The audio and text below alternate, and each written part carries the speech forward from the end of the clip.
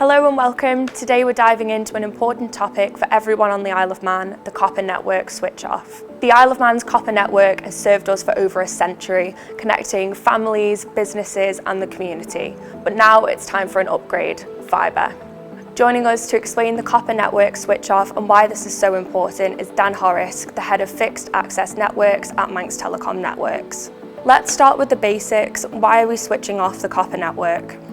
The copper network has been the backbone of our communication for decades, from landlines to early internet connections. But as technology evolves, copper can no longer keep up with the speed and reliability that modern life demands.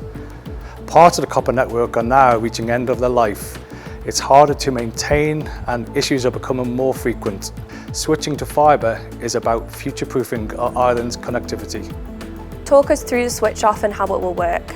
The copper switch off will happen gradually, zone by zone, across the island. The goal? To complete the transition by 2029. While that might sound far away, it's closer than you think. And what happens if someone doesn't have access to fibre yet?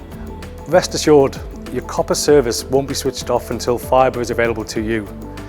If fibre hasn't reached your area yet, it's often because we're working through specific challenges, like planning permission for poles or installing new infrastructure. We're committed to making this transition smooth and stress-free for everyone. What about people who don't really use the internet and just have a landline? How would this change affect them? That's a great question.